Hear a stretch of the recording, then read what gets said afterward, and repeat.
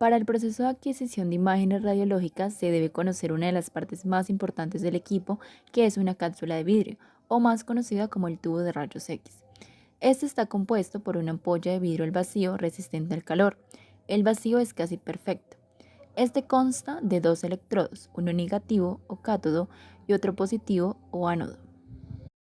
El cátodo es la parte negativa del tubo de rayos X. Tiene dos partes principales, el filamento y la copa de enfoque. El filamento es una espiral de alambre que emite electrones al ser calentado cuando una corriente que atraviesa el filamento es lo suficientemente intensa. La copa de enfoque es de un refuerzo metálico del filamento que condensa el haz de electrones en un área pequeña del cátodo. El ánodo es el lado positivo del tubo de rayos X. Existen dos tipos, estacionarios y rotatorios. El ánodo tiene tres funciones en el tubo de rayos X. Es un conductor eléctrico, proporciona soporte mecánico al blanco y debe ser un buen conductor térmico cuando los electrones chocan con el ánodo.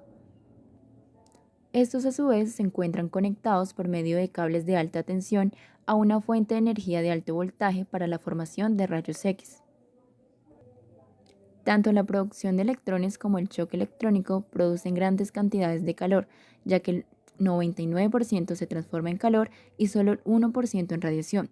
Por lo tanto, el ánodo como el cátodo deben ser de materiales de alto punto de fusión como el tungsteno o el wolframio. Chocar los electrones con el ánodo, una parte de la energía que poseen estos están bajo la forma de rayos X.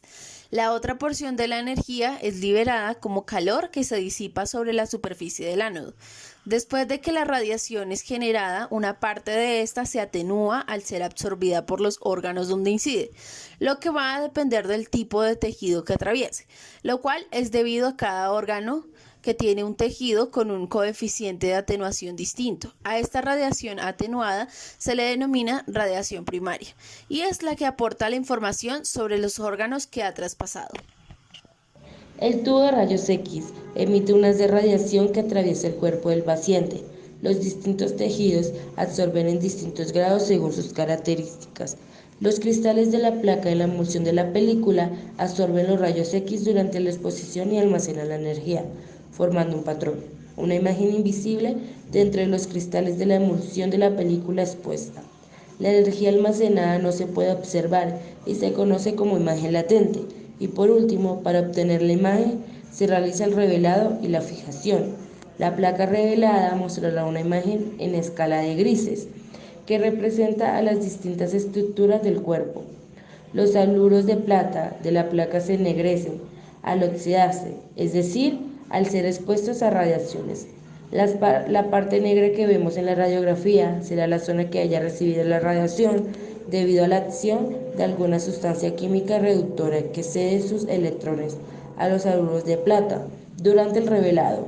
La parte blanca se origina por la acción de productos químicos que actúan sobre la zona de la radiografía que no se haya expuesto a la radiación en esta zona de la radiografía. En consola de control hay varios factores que son bastante importantes, como lo son el kilovoltaje, es el responsable de la calidad de los rayos X, es decir, de la penetración. Con este factor medimos la diferencia de potencial entre cátodo y ánodo, que es la fuerza con la que van a ser acelerados los electrones que se originan en el cátodo y son atraídos hacia el ánodo. El kilovoltaje es el principal factor de control de contraste, el cual se define como la diferencia de densidad entre áreas adyacentes de una imagen radiográfica. Cuanto mayor es esta diferencia, mayor será el contraste, cuyo objetivo es hacer más visibles los detalles anatómicos de la imagen radiográfica. El kilovoltaje y el contraste son inversamente proporcionales. También está el miliamperaje, que es el responsable de la cantidad de rayos X que emite el tubo. Con este factor se mide la corriente eléctrica que se le aplica al filamento de tungsteno y cesio del cátodo. El miliamperaje es el principal factor de control de la densidad radiográfica, la cual se define como el grado de ennegrecimiento de la imagen revelada. Es importante que la imagen posea una densidad apropiada para poder observar adecuadamente los tejidos, órganos o estructuras, ya que una densidad demasiado baja o subexposición o demasiado elevada como la sobreexposición no permitirán que se observe la imagen. El tiempo de exposición debe ser tan corto como sea posible.